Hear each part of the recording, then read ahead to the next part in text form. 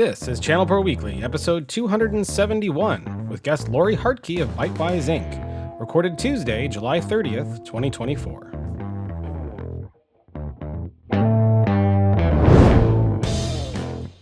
Hello and welcome to ChannelPro Weekly, episode 271. My name is Matt Whitlock, technology editor for the ChannelPro Network and your host of this show for IT providers and managed services providers and IT solution providers. If you do technology solutions with other businesses, you are in the right place, and we are glad that you are here to join us. We've got an amazing guest with us today for an awesome topic that I think everyone's going to get a lot out of. I'm very excited to have her here. She is the owner and president of Bitewise Inc., a solo MSP, an entrepreneur, and a technology educator, and an author who specializes in highly effective technology strategies for small businesses.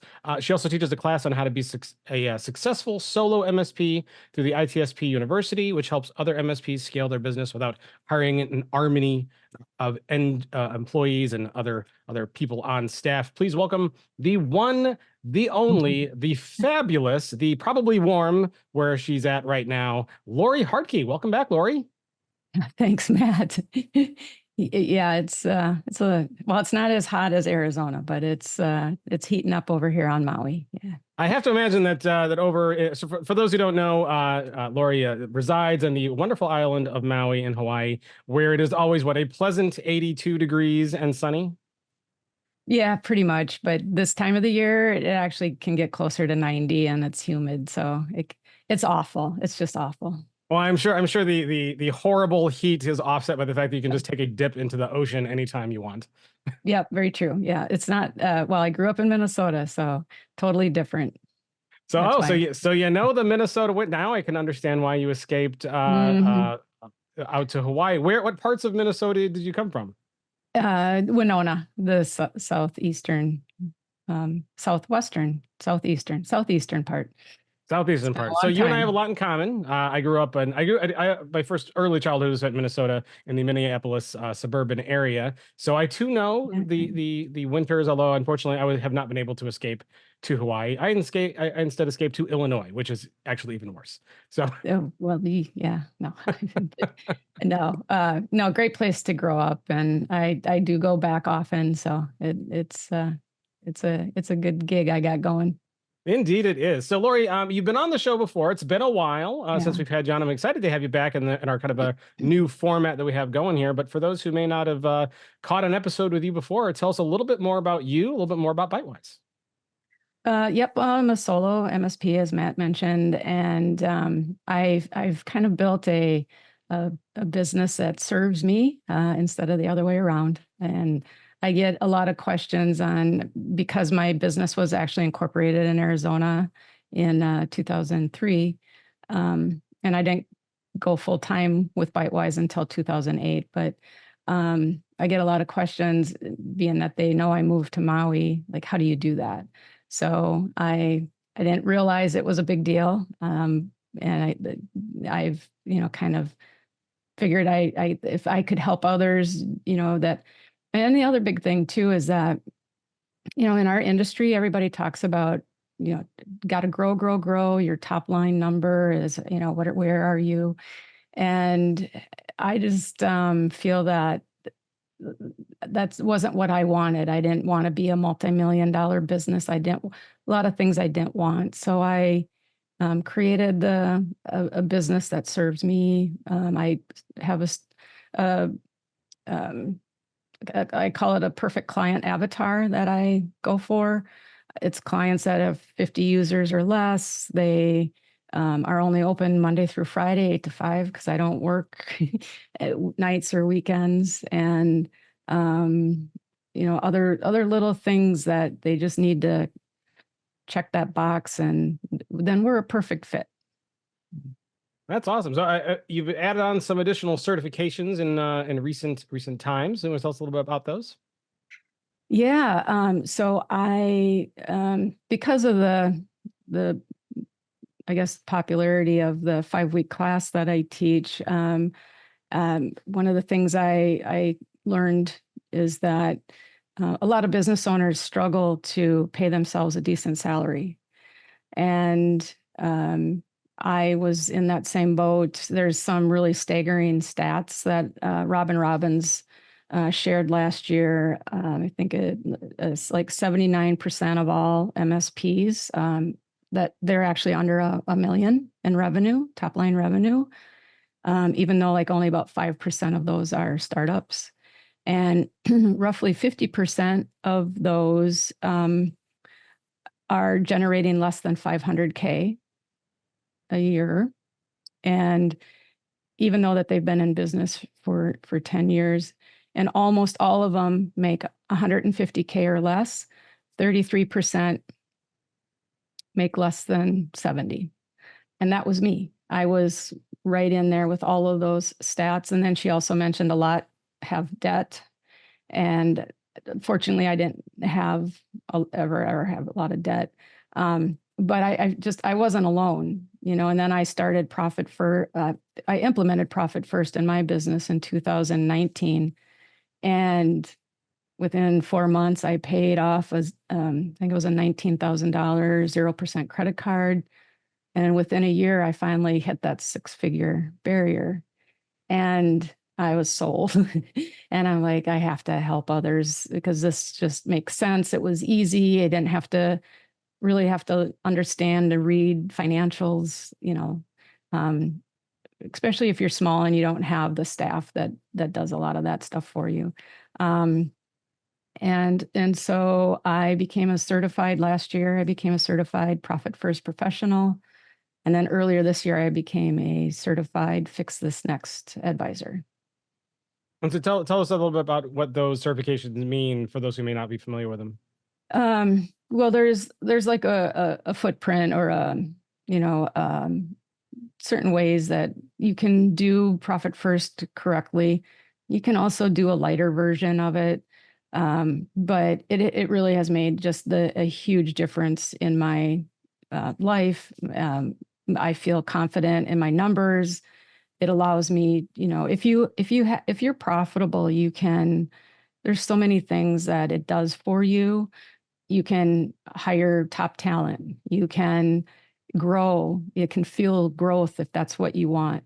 It can, when you're ready to exit, you'll hear Rayanne say, you need 3 years of, your financials. Well, the more profitable you are, the more multiples you can hopefully obtain for your business. So all kinds of reasons to make sure you're profitable year after year. And I have so many stories about my own struggles year after year, where my revenue kept going up, but my salary never followed that curve. And one year, in fact, I thought I was doing pretty good. I gave myself a raise, and only to give myself a $12,000 cut in pay the following year. You demoted yourself? Yeah, exactly. If I was, if you were working for a business that did that to you, you'd probably quit, right? But you can't do that when you're running the show.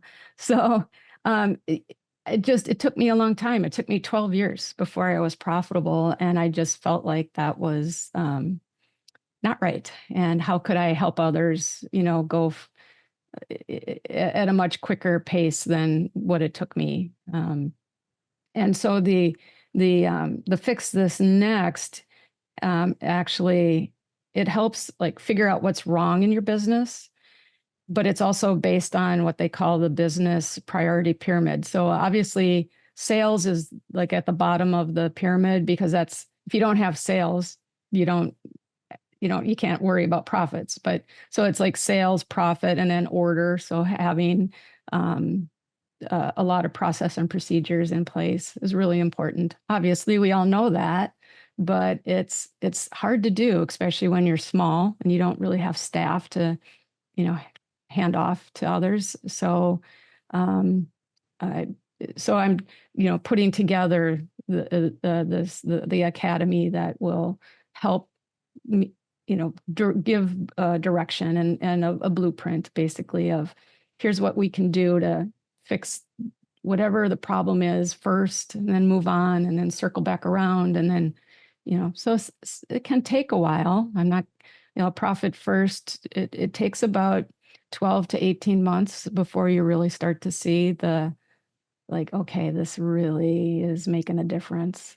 So, And so that blueprint that you're talking about, that's the profit builder blueprint. Is that yeah, so that's the academy that I'm launching here soon. Yeah.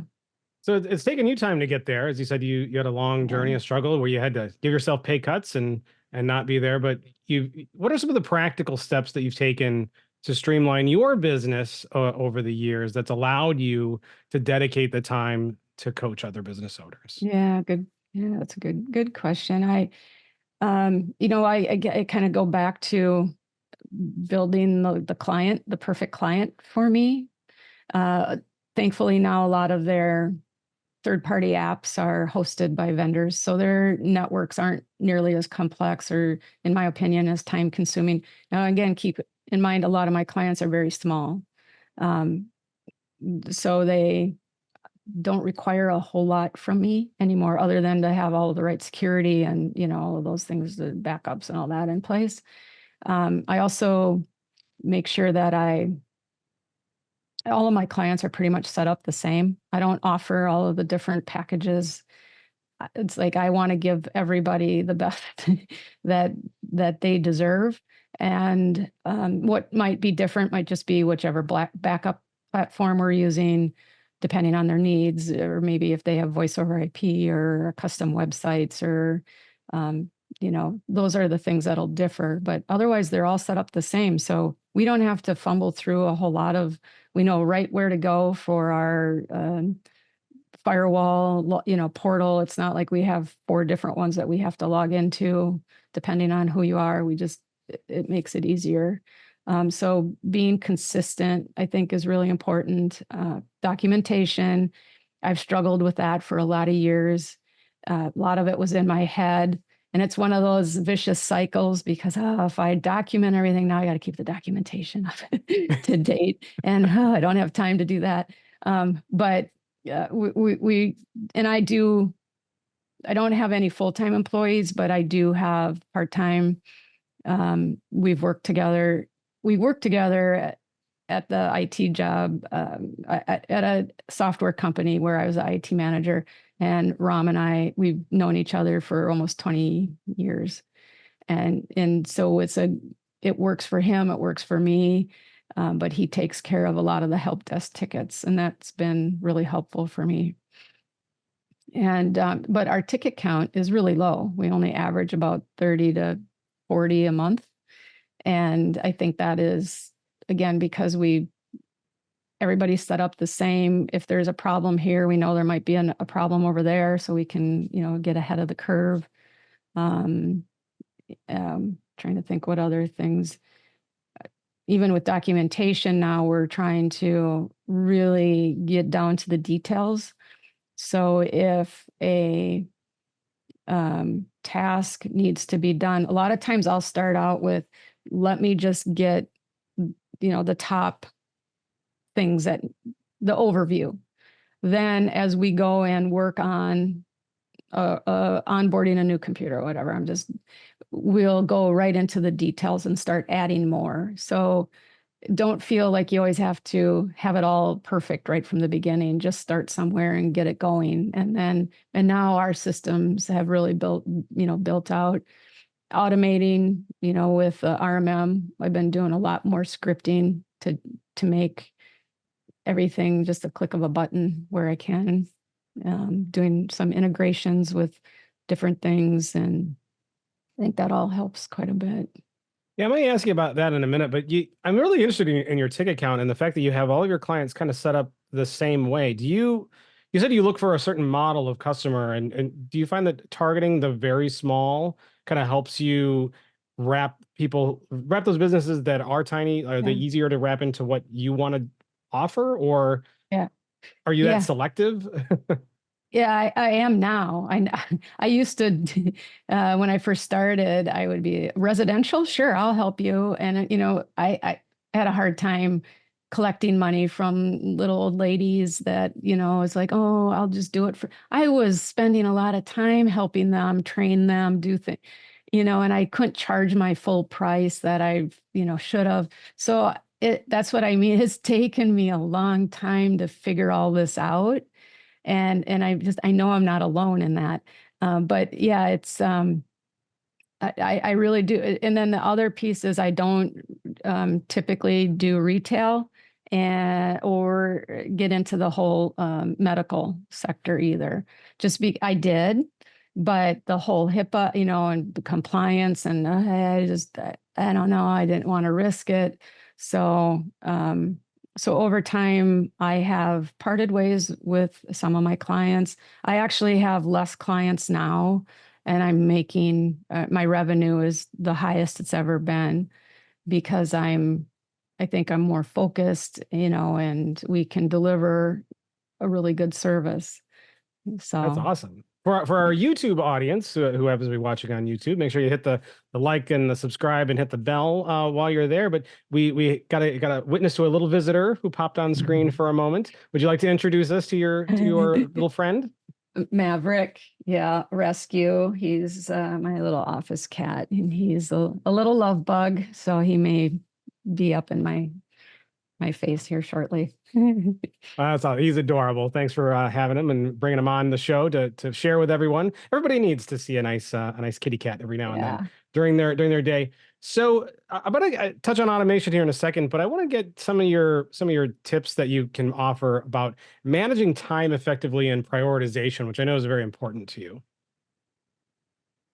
Yeah, we all struggle with that, of course, and especially in our industry too, because I mean, I will have days where I have all of these things that I plan to do, and a lot of them don't happen because I'm interrupted all the time.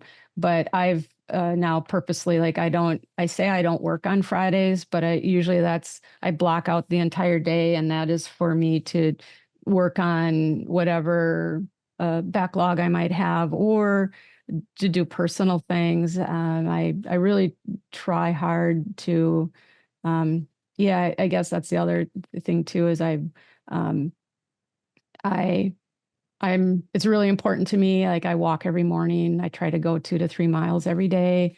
And that's another opportunity for me to listen to podcasts or, books on Audible, and it's been amazing too, the great ideas that I get when I'm out walking, and kind of like when you're in the shower and you don't have anything to write on, it's like, oh, I'll remember that. And, but yeah, what else do I do to keep? One of the things that I do typically the night before is I jot down the 3 things that really need to accomplish the next day, and I leave that on a sticky or on a notepad that I'm looking at all day long. That's my focus.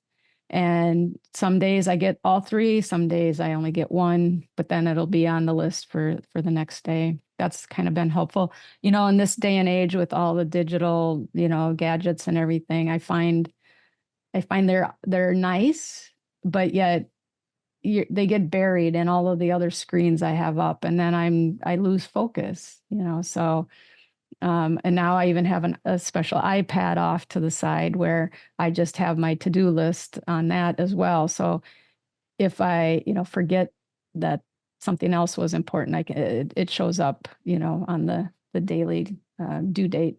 So I guess little things like that help. Sometimes a return to simple is good. Simple can be better. Well, I'm a paper and pen person. I like to doodle and write. And, when I go to events, I see everybody just typing in their laptops or, iPads. And I'm sitting there writing, handwriting. It helps me, I guess, remember things more than when I type it in. So. That's awesome. You mentioned earlier that you're starting to dabble with automation and trying to script things a little bit more. What are some of the tools or software that you found to be most effective in automating some of those operational tasks, and how they're helping you Yeah. free up time for additional pursuits? Well, one of the tools that I can't live without is Snagit. You can do video clips, you can do just regular, screenshots, and you can mark it up. And so I use that on the daily, all the time. And and then you can even tag your So even when I show a client something, I'll tag it with their company code. And I've done that multiple times where I can go back and just search on their the screenshot that I used at that time for them. Um, other than the RMM tool, there's a process plan and process street. I've looked at both, and we're now working on a things like a master template for onboarding a new user, new computer, that will start with the client. So the client will fill out an online form, and then they will that once they hit submit, that will kick off a list of all of like a master checklist of all the things that we need to do based on who they are and what they all checked in that online form. And so that's something that we're currently working on. Just yeah, there's so many tools out there, but I try not to. I used to jump from one thing to another, and I found I would Profit First helped with that. I was like, oh, I still have that subscription.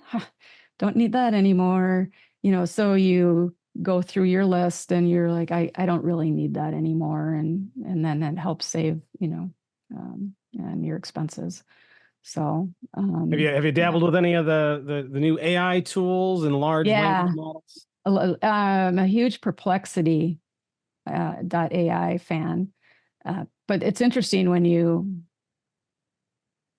put the same text in multiple ones, that they spew out different answers for you.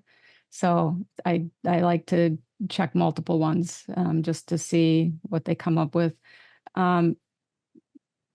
There's some really amazing things that you can do with, the videos and audio and things. Some of it's scary, but I haven't, as far as really implementing as part of our structure or anything like that, I haven't done any of that.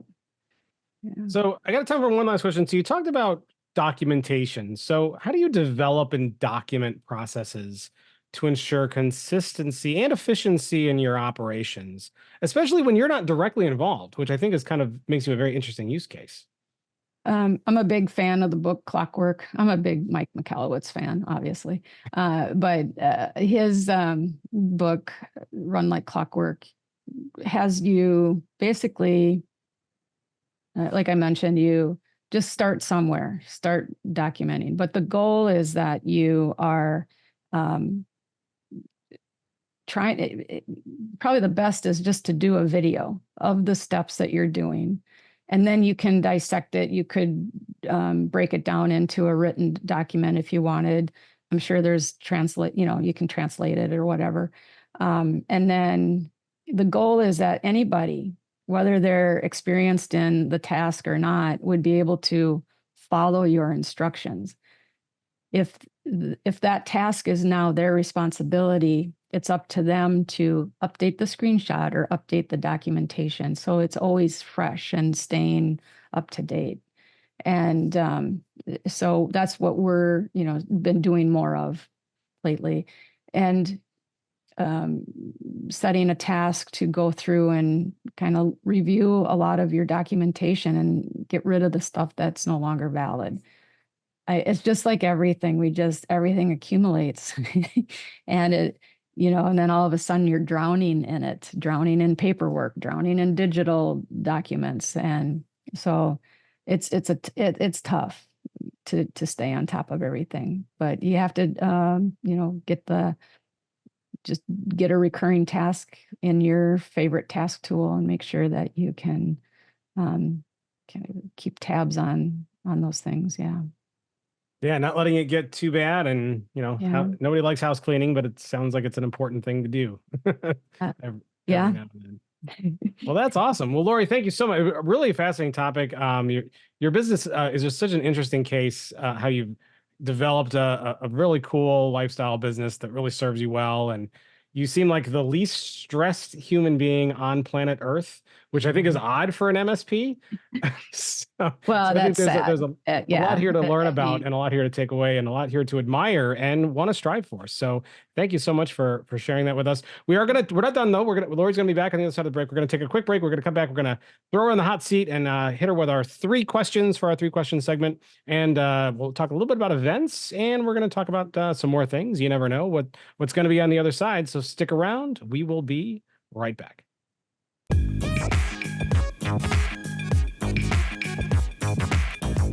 And welcome back to part 2 of this episode. Lori Hardtke with Bytewise is still with us here, and she is making her way to the hot seat. It looks a lot like the seat she was in at the first part of the show, but this is indeed the 3 questions segment hot seat, where we're going to hit her with 3 quick rapid fire questions to kind of get a quick taste of what she's all about and some of the advice that she has to offer. Lori, are you ready?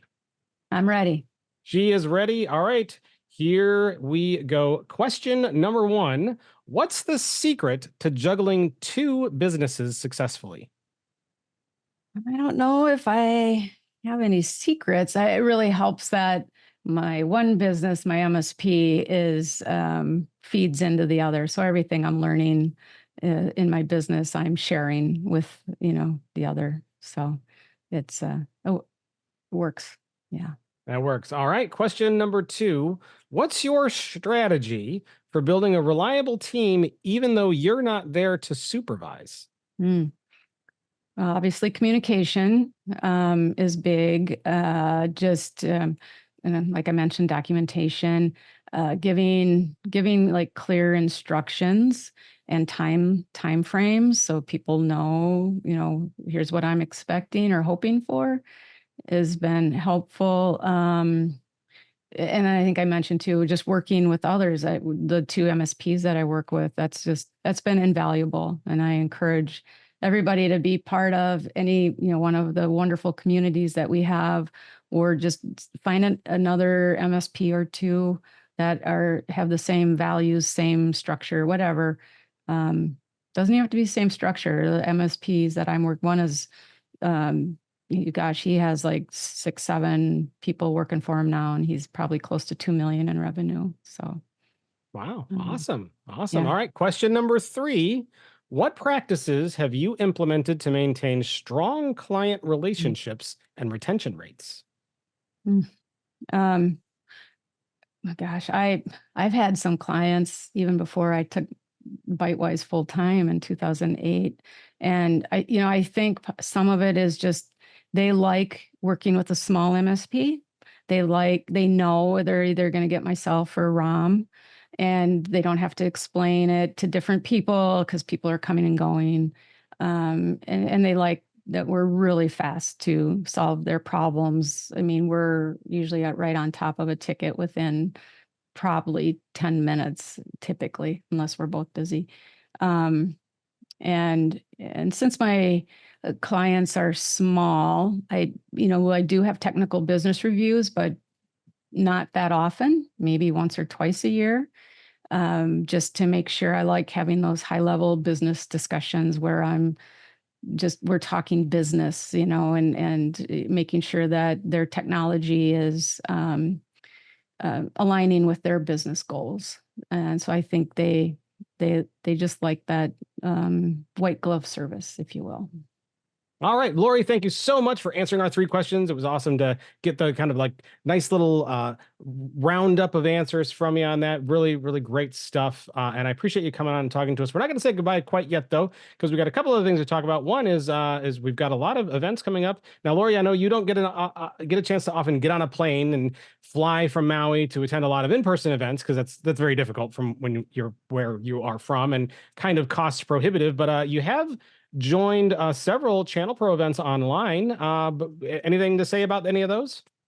Highly recommend them. I always learn, and that's the other thing too, over the years, is I always learn just these little golden nuggets of things that I take back and implement in my business. And so where I'm at today is a summation of things I've learned from everybody in our industry.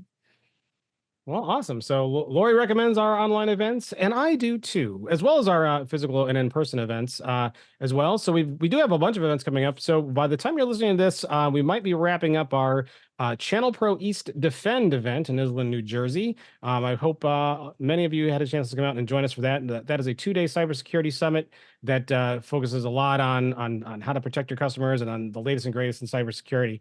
If you happen to miss that, or if you're not on the East Coast and you're on the West Coast, we are going to be doing one of those again in November. It's going to be called Channel Pro Defend West. That's going to be in the Los Angeles area. I'll put a link in the description area if you're listening on your phone, or I'll put a link in the description area if you're watching on YouTube. And if you're watching on YouTube, hit the like, hit the subscribe, hit the bell, hit the comments area, just start clicking stuff all over YouTube and just see what happens. It'll be a lot of fun. And of course, tell a friend about us as well while you're there.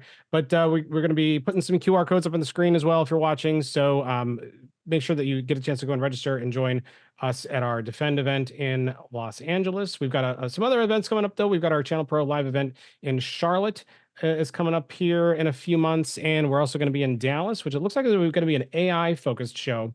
Last I heard in the internal discussions here, so we're going to be talking a lot about AI there. It's going to be a really fascinating stuff. And as Lori recommends, we do have some online events. The next Channel Pro Product Roundup will be coming up, I believe, in September. And we've got the next deep dive coming up as well. So hit the description area, hit the links, or go to events.channelpronetwork.com, and then there you'll find all of our upcoming events. And we hope that you subscribe to some of them and come to some in person if you can. They are free to attend for qualified attendees. And I would enjoy meeting you in person or online. So make sure that you do that and join us. So Lori, I've got 2 minutes with you, and I'm just dying. It's because I don't know anyone else that lives in Hawaii, and I'm like really, really jealous that you do. So I'm going to hit you with a little fun segment. So I want to hear top 3 things Lori Hardtke loves to do while living in Maui. Make us jealous, Lori. Well, obviously there's the beach, but hiking's really awesome here. A lot of great hikes that are either along the ocean or up in the bamboo forest. I mean, it's like you get a little of everything. What would be the third thing? Oh gosh. Well, there's some really fun. If you like vodka or wine, we do have a little winery. We have the vodka ocean vodka tours that you can do. That's a lot of fun. And a lot of the local farmers you can do like farm to table. They'll have events. And we have the painting. I think a lot of cities have that now, but like a painting class. So I have artwork all over from attending those. Those are kind of fun to do. So those are kind of my top 3 things. Well, that sounds great. Yeah, we used to have Marty Dredd, and he'd play. He was like a reggae kind of, and he would play out on a boat, and that was a ton of fun. But he stopped doing that.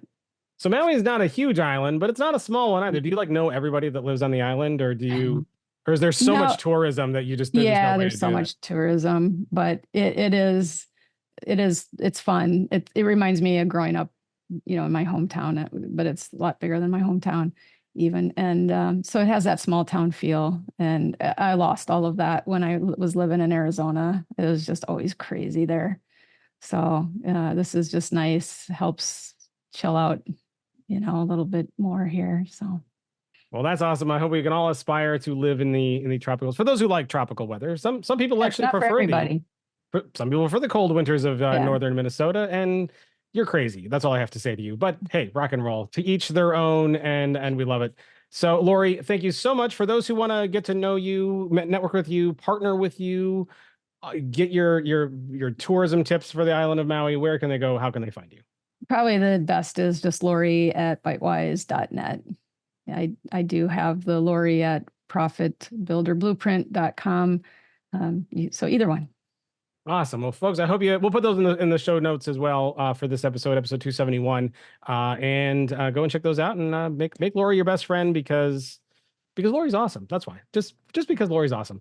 Let's leave it at that. Lori, thanks so much for coming on. I look forward to having you back Folks, channelpronetwork.com is the website to go. Please make it your homepage, bookmark it. Go there each and every day. There you're going to find the latest white papers and news and articles and press releases and resources and all kinds of great stuff that's going to help you stay on top of this crazy IT industry that's rapidly changing and evolving, as well as lots of great practical advice and knowledge and insight to help you grow your business, make more money, so on and so forth. So channelpronetwork.com, go there today. And of course, subscribe to Channel 4 Weekly everywhere podcasts are found. We are in all of them. So please subscribe and leave a comment if you can, or a nice rating. That always goes a long way. If you like to watch, we're on YouTube. Hit the subscribe, hit the like, hit the notifications, hit the bell, hit all that stuff. Leave a comment there as well. And of course, we encourage you all to hey, tell a friend about Channel 4 Weekly.